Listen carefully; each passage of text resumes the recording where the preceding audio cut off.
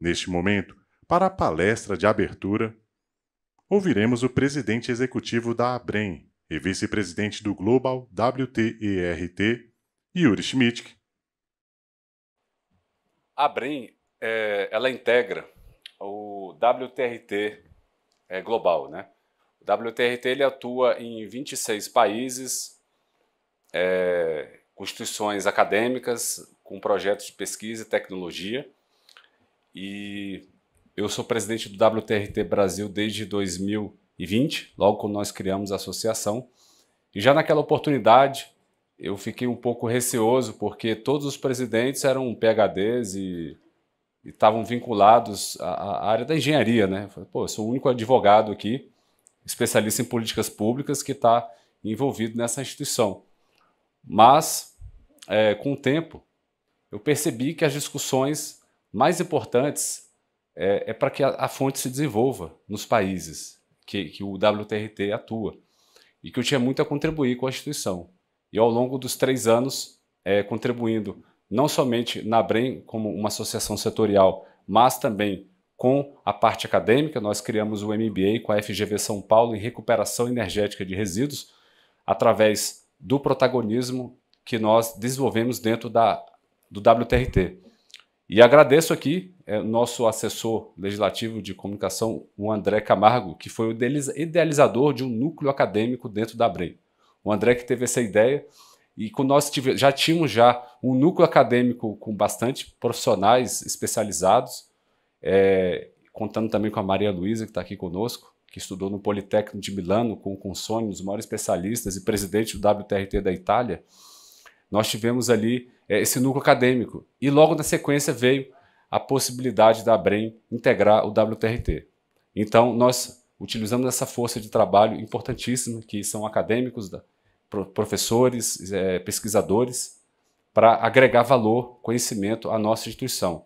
Então, nós lançamos o MBA com a FGV São Paulo, a primeira turma já foi formada, nós estamos agora com a segunda turma abrindo em agosto, e aí acho que talvez daqui 2 semanas devemos estar anunciando essa segunda turma. E aí, ano passado, eu participei do congresso bianual. O congresso foi adiado várias vezes porque eles queriam fazer ele presencial, por conta da pandemia. Então, o primeiro congresso que eu participei ano passado, tive várias reuniões com o Dr. Temeles, toda a equipe do Conselho Global, que são os vice-presidentes, são 5 vice-presidentes, é o Werner, da Alemanha, o Reda, do Canadá, o Juan, que era da China, era o vice-presidente da China, e o Dr. Temeles, que foi o fundador e é o presidente emérito da Universidade de Colômbia, Estados Unidos. E com aquela equipe, e também o Dr. Castaldi, que é o presidente do WTRT Estados Unidos. E com aquela equipe de grandes notáveis acadêmicos, eu me dispus a poder colaborar com eles. E, para minha surpresa, eles me nomearam como vice-presidente também do WTRT. Então, agora nós somos 5 vice-presidentes e o presidente hoje atual é o Juan, da China. Então, vai ter um evento anual em outubro, na China, no maior centro de pesquisa e tecnologia de Waste to Energy. A China tem 500 usinas hoje em operação e, para minha surpresa, com muita transparência. Eles têm um site que você abre e aparece o monitoramento online de todas as caldeiras dessas 500 usinas. Tem as cidades que essas usinas estão localizadas, quem fabricou a usina, quem é o operador, que tipo de resíduo recebe, qual é a quantidade de resíduo que recebe. Então, de maneira bem transparente, eles têm hoje o maior parque gerador de Waste to Energy. E muitas tecnologias que são europeias são fabricadas na China também. Então, há uma contribuição da China muito grande a nível mundial, inclusive para equipamentos que são fornecidos para a Europa. Então, aí foi dividido também, os vice-presidentes, cada um ficou com uma região. Eu fiquei com a incumbência da América Latina, que é, na verdade, o continente mais atrasado. Então, um desafio dobrado, né? Não somente representar essa instituição, mas desenvolver essa fonte que não existe na América Latina. Desde o México para baixo, é o único lugar do mundo que não tem o Waste to Energy em operação. Nós temos usinas na África, na Etiópia, já há alguns anos operando, mas no Brasil não temos e nenhum país da América Latina.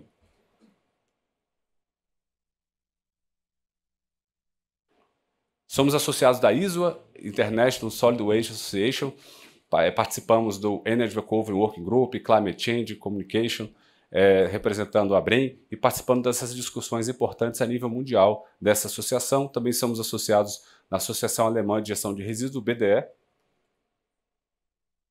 Esses são os associados da ABREM. Hoje estamos com quase 50 associados, ainda tem mais alguns que estão para entrar na ABREM nesse mês, e representamos aí basicamente 80% do CDR, combustível derivado de resíduos, que vai para o coprocessamento, que é produzido a partir de resíduos industriais, o processo de blend, né, blendagem. E também representamos fabricantes de máquinas e equipamentos de Waste to Energy, como Hitachi, Babcock, Emberlein, Brasil, que é a Rasca, Suíça, que é da Baumgarten, alemã. E também equipamentos de separação de resíduos, Sútico, máquina solo, outros que a gente espera muito que faça parte da ABREM, como a Lindner e talvez a UNTA e outros equipamentos que são também na parte de trituração e preparação desse CDR.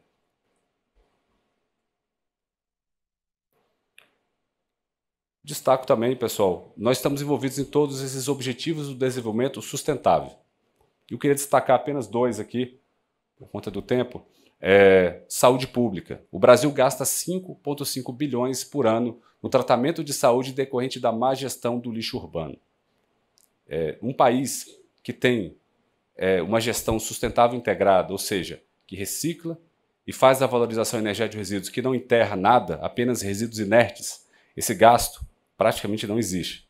Eu vou dar um exemplo: os países nórdicos, Alemanha, Suíça, Áustria, Dinamarca, Finlândia, esses países não têm esse gasto.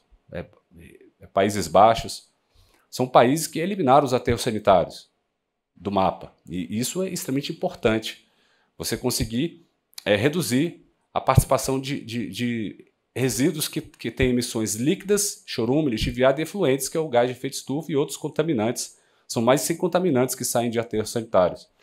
E tudo isso é evitado, porque essas usinas têm controle de emissões atmosféricas, com filtros sofisticados que vocês vão poder acompanhar amanhã no painel da Hitachi e da Babcock, de maneira muito precisa, e também hoje com a Emberlein Brasil, que faz o tratamento do lodo do esgoto, tratamento térmico. Então, essas tecnologias elas mitigam muito o gasto com a saúde pública. Também protegem os recursos hídricos. Não há contaminação de recursos hídricos com recuperação energética. Tudo isso é evitado de acontecer e o Brasil, 40% do nosso lixo está contaminando lençóis freáticos, infelizmente. Brasília é o pior exemplo. A 15 quilômetros do Palácio Planalto, nós temos ali o lixão da estrutural, né? A gente tapou com material de construção o lixão, mas ele está lá ainda, né? São muitos metros de lixo depositado que possivelmente ainda vai contaminar o reservatório de Santa Maria, que é onde a água que vai para as áreas nobres de Brasília, plano piloto. Olha que desastre ecológico que a gente causou em Brasília, né? Segundo maior lixão do mundo e acho que maior da América Latina, quando encerrado em 2018. Teve maiores, é claro, no mundo, mas quando foi encerrado em 2018, ele tinha essa classificação de ser um dos maiores do mundo. E uma vergonha nacional. E logo em Brasília, a capital, né? Uma capital que tem subsídios da União Federal, que já poderia ter resolvido esse problema há mais de 30 anos, inclusive com a recuperação energética de resíduos. E destaco também, como a gente viu nas ODS, consumo e produção responsáveis. A recuperação energética está dentro do conceito de economia circular. Muitas pessoas discutem economia circular sem entender o que exatamente significa, né? Economia circular é você manter na cadeia produtiva o material o maior tempo possível. Você reaproveitar, reciclar, reutilizar. E aquilo que não pode ser passado por esse processo, que é o não reciclável, a fração não reciclável, não é para ir para o aterro, é para gerar energia. Isso é economia circular também. No plano de ação do Tratado de Economia Circular da União Europeia, de 2015, que entrou em vigor em 2020, consta que preferencialmente deve-se gerar energia a partir dos resíduos antes de depositar em aterros, porque é um valor energético que é perdido, é desperdiçado. E se você não gerar ali, você vai gerar com outra fonte. O Brasil ainda gera energia através de carvão, diesel, gás natural. É melhor, tem menos emissões e menos dano ao meio ambiente gerar a partir de resíduos, dadas as tecnologias atuais que classificam a recuperação energética como uma energia limpa e renovável na fração orgânica. Então, Esse é o contexto que eu queria colocar para vocês dos ODS. Bom, e aqui o problema da gestão no Brasil, eu já tinha pontuado um pouco, né? Vocês percebem, de 2010 para 2019, de 43% dos lixões passou para 40%, agora foi para 39%, mas o problema se mantém, né?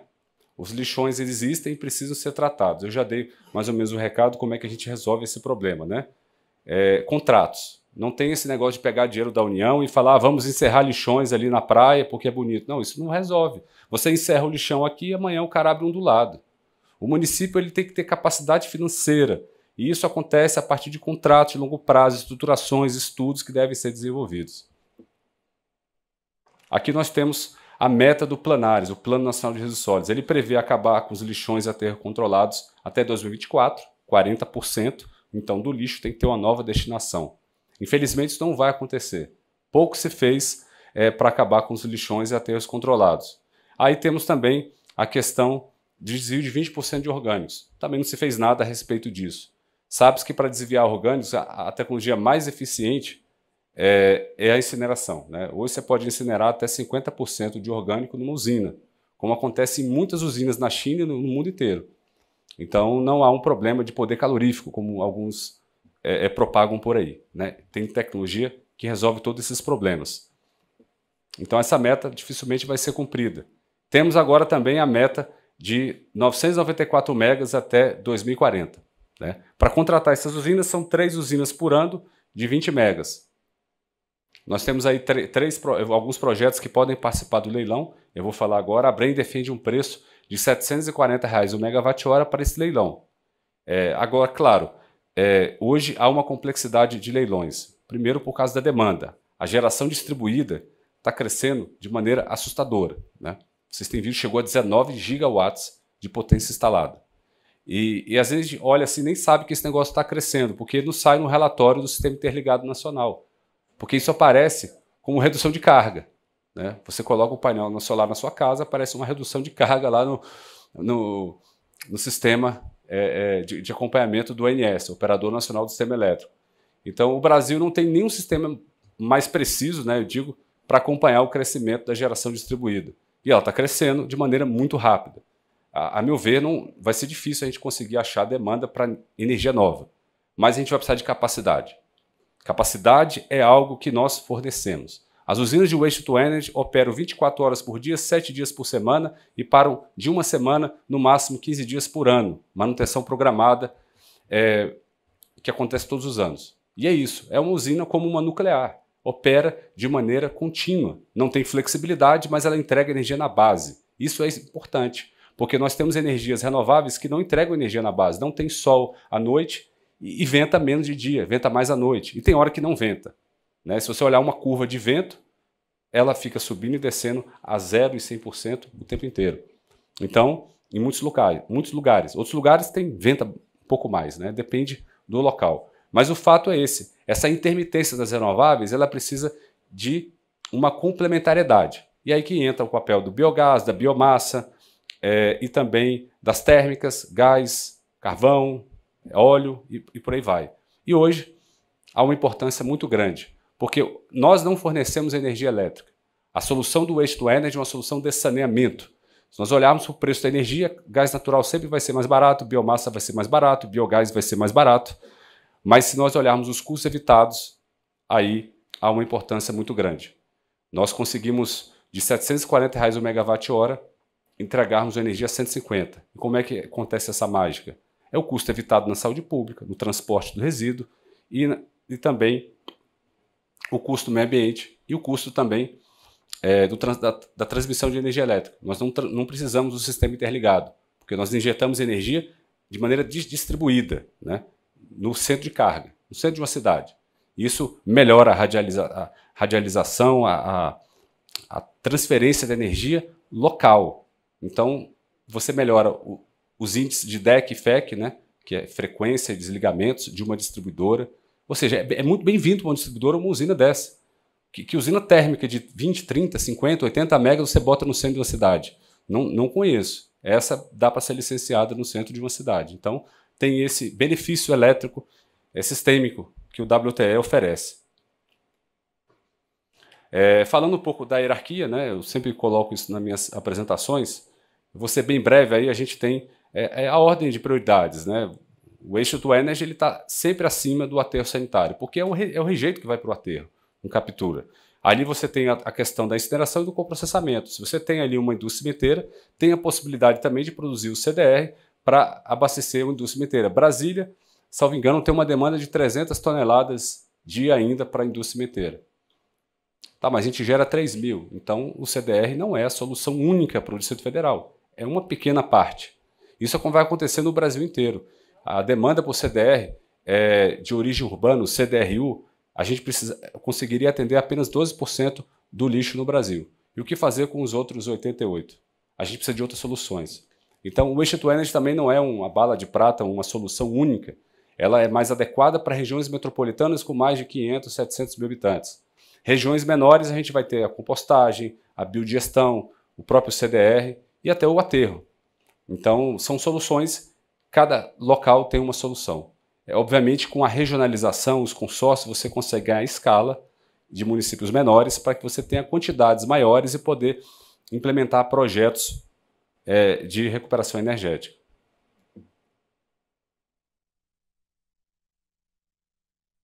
Aqui é um gráfico, né, um esquema que mostra exatamente como é que é a hierarquia. Né? Você tem ali os resíduos secos que passam por um processo de triagem da coleta seletiva, vidro, papel, metais, plástico. É claro que boa parte desses materiais não são recicláveis. E aí isso vai para o tratamento térmico.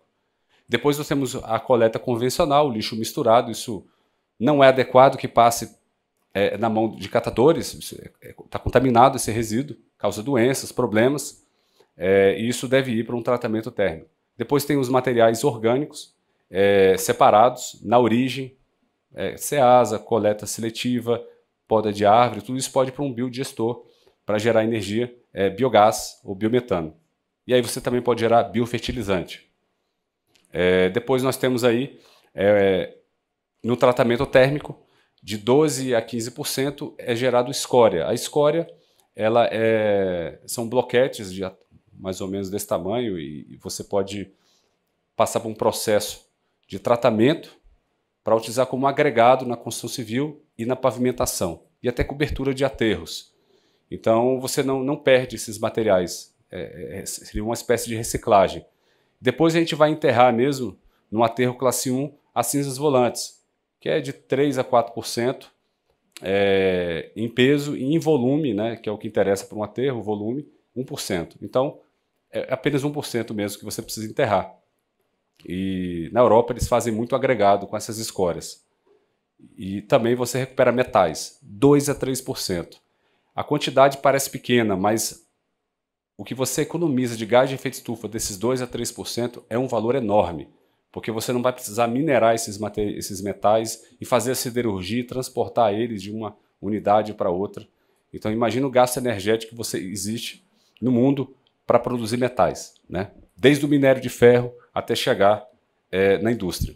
Então tudo isso é evitado, que você recicla esses metais, que não tem viabilidade de outra forma. Não dá para você separar esses metais de outra forma, a não ser pelo esse processo tecnológico.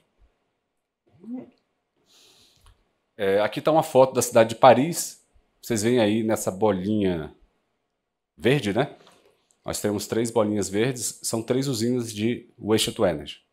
Essas 3 usinas elas fazem todo o aquecimento urbano de Paris. Evita 600 mil toneladas de CO2 equivalente por ano, uma quantidade muito grande. E ficam no centro da cidade, a 2 quilômetros ali da Torre Eiffel, você tem uma usina operando. Estão lá há mais de 20 anos. Tudo quanto é ensaios laboratoriais nas emissões atmosféricas dessa usina já foi feito. E não se detectou nada de anormal, cancerígeno, que pudesse causar qualquer problema com essas unidades. Nós estamos falando de Paris, uma cidade modelo, turística, recebe pessoas do mundo inteiro. E é assim na grande maioria das capitais europeias. Essas usinas ficam no centro das cidades para você reduzir o custo do transporte e aproveitar até para o aquecimento. Então o Brasil segue num excelente caminho em adotar essas tecnologias para a gestão do lixo urbano.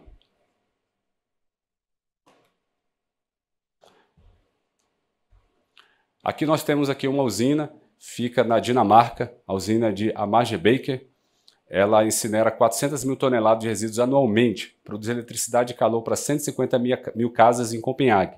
Ela tem a maior pista artificial de esqui do mundo e a maior parede escalada também, de 150 metros de altura, aliando esporte, sustentabilidade, meio ambiente, geração de energia e, claro, saneamento. Tudo no mesmo local. Aliás, esse prédio ele foi eleito no passado como o edifício mais bonito do mundo. Então, ele também é uma beleza arquitetônica. Claro que no Brasil seria um pouco inviável um projeto dessa magnitude, mas fica aí o recado, né, de que esses projetos eles têm uma sustentabilidade muito grande que levam dentro de si. Aqui o panorama mundial WTE, nós conseguimos agora os relatórios mais atuais da Ecoprog, a maior consultoria do mundo sobre recuperação energética e biodigestão de resíduo do mundo. O relatório tem mais de 1000 páginas, pessoal. Eles têm a ficha técnica de todas as usinas, com todas as informações detalhadas, e fazem também as estatísticas, né? Então nós temos autorização aí para divulgar essas estatísticas da Ecoprog. Quem quiser adquirir o relatório, pode conversar com a gente. Nós temos aí número de plantas, 2.596 unidades operando hoje no mundo. 76%, como vocês podem ver, está na Ásia. Japão tem 1000 usinas, China tem 622, Coreia do Sul 256, França 130, Alemanha 98, Estados Unidos 73, Reino Unido 58 e por aí vai. Esses são os 10 maiores em quantidade de plantas. Agora, em capacidade, né, em milhões de toneladas ano. China, 229 milhões de toneladas ano. Para vocês terem uma ideia, o Brasil gera 80 milhões de toneladas ano de resíduos. Se a gente fosse fazer incineração aqui, a gente não pode incinerar mais que 50%. Isso já é um número muito alto, que tem que reciclar, tem outras atividades envolvidas. Suponhamos que a gente incinerasse 50% no Brasil. Nós chegaríamos aí a 40 milhões. Pois é, a China está incinerando 229. Eles fizeram isso em 15, 17 anos para chegar nesse patamar. Em 2004, eu li um relatório da China que dizia que o Waste to Energy era inviável, mais ou menos como alguns que a gente lê no Brasil. Não tem viabilidade econômica para a China, não dá para fazer. O acadêmico, né, ele fez isso em um parágrafo. Um relatório de 100 páginas tinha um parágrafo para dizer que essa solução não presta. Pois é, em 2004. Em 2005, a China lança um Programa Nacional do Waste to Energy, começa a ser implementado em 2006. Já em 2015, 2016, a China já tinha quase 200 usinas operando e agora está com 500 usinas. Ainda está construindo mais umas 100 usinas. Eles já estão incinerando 55% do lixo e reciclam 25%. O índice de reciclagem do Brasil é 2% e a gente está enterrando 96%. E o Brasil pode chegar ao patamar da China? Claro que pode, mas precisa de políticas públicas que incentivem isso. Depois o Japão vem com o segundo, 64 milhões de toneladas ano, Estados Unidos com 29, Alemanha 27, Reino Unido 16. Agora vocês veem aí as plantas, né? Quantidade de plantas por continente. Então ali, por exemplo, França, 130, Alemanha, aqui a gente vê até na Etiópia ali, Catar, né, na África, os países ali, Ucrânia, Eslovênia, todos têm usinas Waste to Energy. Na Ásia, Japão, Tailândia, Irã. Irã tem planta, né? A gente às vezes olha para o Brasil, né, uma potência, país aí com muitos problemas bélicos, tem usinas Waste to Energy. Vietnã, muitas plantas operando. Muitas, desculpa, só uma, né? Mas tem outras sendo construídas. Aqui nós temos o crescimento, né? Vocês podem perceber que a Ásia realmente tem um crescimento muito grande. Os asiáticos, eles, claro, nesse período eles tiveram um crescimento muito grande por conta que a Europa já teve um boom desse crescimento no passado, entendeu? Então, assim, hoje a Europa está quase 30% do lixo vai para o Waste to Energy. Então, de 2017 adiante, realmente foi a vez da Ásia aí ter um crescimento bem expressivo. E nós temos aí, claro, a perspectiva para 2031, né? Então, esse é o cenário de crescimento dessa fonte para 2031. Os Estados Unidos, deveria estar melhor, tá? Porque eles têm 73 plantas, eles podem construir pelo menos mais umas 300. Infelizmente, lá eles têm uma autonomia muito grande nos estados e o executivo federal lá não tem muito poder de criar uma política nacional. Então, cabe aos estados a decidirem, há um lobby muito forte, uma competição entre os estados, que você pode colocar num vagão, numa balsa, o lixo e mandar para um lugar muito barato, onde é um lugar mais barato, Texas, o deserto lá, e você enterra num local onde a terra é barata. Felizmente, eles fazem esses transportes longos e isso atrapalha um pouco. Tem também o trabalho de ONGs ambientalistas que propagam fake news, muito na Califórnia, tem atrapalhado também. E olha que a Califórnia tem os 10 maiores aterros sanitários da Califórnia, são o maior emissor de metano daquele país. Equiparável à agricultura. Toda a agricultura da Califórnia.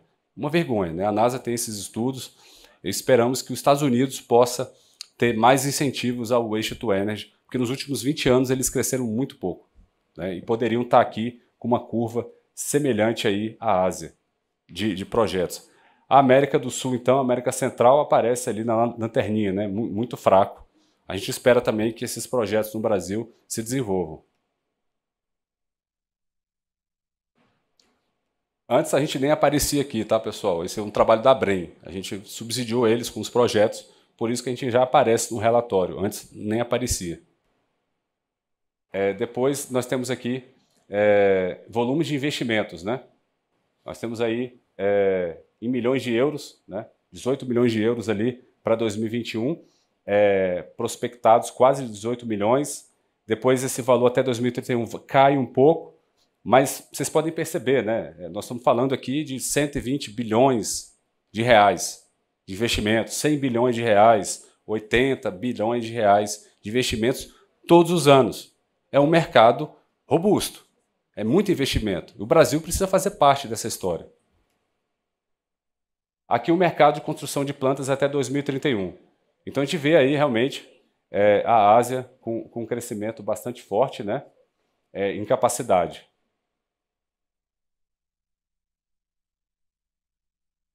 E capacidade por tecnologia, né? Hoje era 98, agora foi para 99, né? 96% é grelha de combustão, que é a tecnologia que vai ser apresentada pela Babcock, pela Hitachi, que são os dois protagonistas mundiais, os maiores do mundo, tem quase 70% do mercado mundial de tecnologias, e são nossos associados. E aqui nós temos 1% apenas gasificação, pirólise e outros plasma, né, para tratamento de resíduos, né?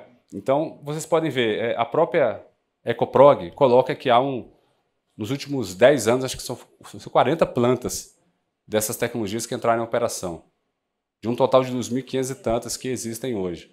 E 99% é grelha, 96% é grelha, e leite fluidizado, que também é um tipo de incineração, é 3%. Ela tem um pré-tratamento, aí você melhora o poder calorífico do resíduo, mas ela tem uma operação mais complexa. Você às vezes consegue gerar mais energia, consegue um custo melhor, mas a operação é bem mais complexa. Não é muito recomendável para o Brasil, mas é uma possibilidade. Agora a grelha de combustão ela tem uma razão de ser, né? A gente foi numa usina e tinha volante de caminhão, escapamento de carro, tudo isso entrou na usina e saiu sem danificar nenhuma parte do sistema. Então é um sistema bastante robusto, a grelha em combustão, por isso que é dominante. Então vocês podem ver aqui, ela está bem na frente. Então há uma avaliação de custo-benefício para você fazer e chegar nessa tecnologia. Aqui os operadores, né? A China Everbright é o maior operador, segundo vem a Veolia, que é nosso associado, opera 80 usinas de Waste to Energy ao redor do mundo. Depois, pessoal, essa apresentação vai estar disponível no site da Brem, tá? Quem quiser acompanhar esses dados. Depois nós temos aí os projetos no Brasil. Claro que tem mais projetos que estão aí, mas às vezes por um motivo de confidencialidade ou até de falta de maturidade do projeto, a gente não divulga. Mas aproximadamente 10 projetos estão sendo desenvolvidos no Brasil, que a Brem tem apoiado, que a gente tem conhecimento, utilizando a incineração. E aqui nós temos um total de 251 megas. 3 projetos eu destaco, Mauá, Caju e Consimares, têm licença prévia, ou seja, eles podem participar do leilão, que nós estamos pleiteando o valor de R$ 740 o megawatt-hora, o preço teto do leilão, que é o preço da portaria do Ministério de 2018, atualizado pelo IPCA. Ou seja, o próprio Ministério já teria definido esse valor, a gente só pede que ele seja atualizado pelo IPCA. tem um projeto para Brasília, vai ser falado aqui no nosso evento, tá? Vocês podem também estar acompanhando. E combustível derivado de resíduos. A gente substitui, na verdade, não é 31%, é 28%, tá? É o valor correto, tem que atualizar aí, mas a gente poderia estar chegando a 68%, como acontece na Alemanha, 62% na Polônia, França 43%, ou até na Áustria 81%. Então, a Cécile, aqui, representante da Áustria Advantage, conhece bem esse país e as tecnologias. A gente pode chegar a números muito maiores. Isso depende, claro, de concessões, estruturação de projetos para financiar e produzir esse CDR para a indústria cimenteira. O CDR pode ser de origem urbana, pode ser resíduo industrial, têxtil, pneu industrial perigoso, biomassa, carvão vegetal, lodo de esgoto e resíduos agrícolas. Então tudo isso pode virar o combustível derivado de resíduos. Através do blend você até faz várias misturas desses materiais. Os especialistas vão estar falando isso nos painéis. Aqui um pouco da estatística mundial do CDR, né? A substituição a nível mundial está chegando ali já a 16%. Esse dado foi o mais recente que eu consegui, 2016, né? A gente olha ali, país que mais substitui realmente, América do Norte, América Latina também com bom índice, mas a Europa, 44%. É que tem um maior índice de substituição. Isso é uma agenda global, pessoal. Você usa o petcock para gerar, para alimentar o forno de clinker, que é um subproduto para fazer o cimento Portland. Então, se você utiliza um combustível alternativo, como o CDR, você reduz os gases de efeito estufa. Então, a indústria cimenteira é um dos maiores emissores de gás de efeito estufa do mundo. Eles têm uma pressão muito grande para reduzir esses gases. Então, é uma agenda global muito forte que eles estão aderindo. Então, empresas multinacionais que atuam no Brasil precisam estar aderentes a essas regras de usar o combustível alternativo. O nosso vice-presidente Francisco Leme, infelizmente, não pôde estar conosco, mas ele é um grande precursor desse trabalho com o CDR, do coprocessamento. Ele que veio da indústria cimenteira, há mais de 20 anos tem trabalhado na implementação de projetos pelo Brasil. A gente agradece muito o trabalho do Leme e está aqui conosco na Brem. Aqui nós temos o coprocessamento, né? De 99 a 2020 foram 20 milhões de toneladas coprocessadas, combustível alternativo que evitou gás de efeito estufa. Está aqui um mapa com todas as moagem, que é vermelha. Moagem são as blendeiras, né? Como a gente fala, o termo de mercado, e a indústria cimenteira, né? Em branco. Depois, 2020, 2 milhões de toneladas ano foi coprocessado. Isso foi 28%, representou de substituição do coque pelo combustível alternativo. A ABCP, Associação Cimento Portland Brasileira, ela aponta uma meta até 2050 de 44%. Eu acho que a gente pode ter um alvo maior.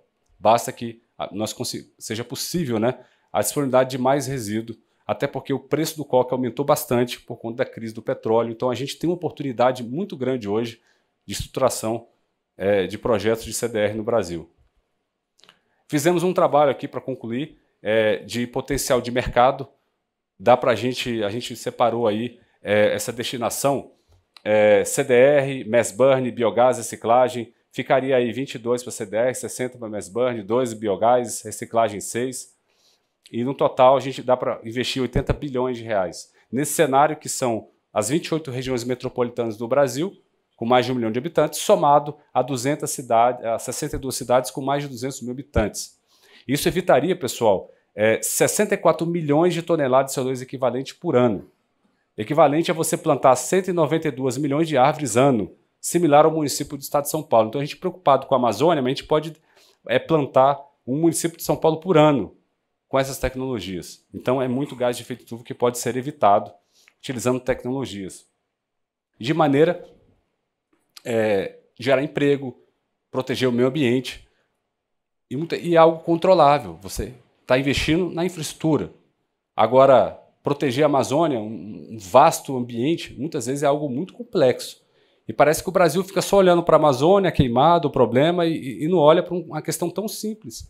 Nas cidades, o meio ambiente urbano, a capacidade que a gente pode ter de investir em tecnologias para proteger a nossa sociedade de doenças. 400 mil pessoas morrem por ano, a Cíntia pode confirmar esse dado, decorrente da falta de saneamento no Brasil. eu posso aí estimar que pelo menos 100 mil pessoas é causado pelo lixo urbano. Então, pessoas morrem todos os anos por conta de diarreia, desinfteria, pragas, vetores, né, que se alimentam desses resíduos geridos de maneira inadequada. E para concluir, nós temos aqui um estudo do BEP, o Brasil Energy Program, feito ano passado, contou com a colaboração da ABREM. Nós temos uma meta da COP26 de reduzir 30% do metano até 2030. Se nós tratarmos 21 a 31 milhões de toneladas ano de RSU com a incineração ou 5 milhões com o CDR, a gente atinge essa meta. Está aqui, ó. A gente pode atingir a meta com 20 milhões e ter essa redução de 6 milhões de CH4. Então, é possível. A gente estima que precisaria de 40 usinas de 20 megas para atingir essa meta. Quer dizer, uma meta um pouquinho maior do que um pouco menor até que o Planares, só que o Planares é para 2040. Então, se a gente conseguir uma meta maior do que o Planares, contratando 100 megas por ano, a gente atinge a meta da COP 26. A gente não precisa penalizar o agro. O Brasil precisa produzir alimentos para movimentar a economia. E a gente está desperdiçando energia e poluindo o meio ambiente e perdendo essa oportunidade, inclusive, de gerar crédito de carbono com esses projetos, que reduz o custo e pode beneficiar, inclusive, os municípios desses projetos. Obrigado, pessoal.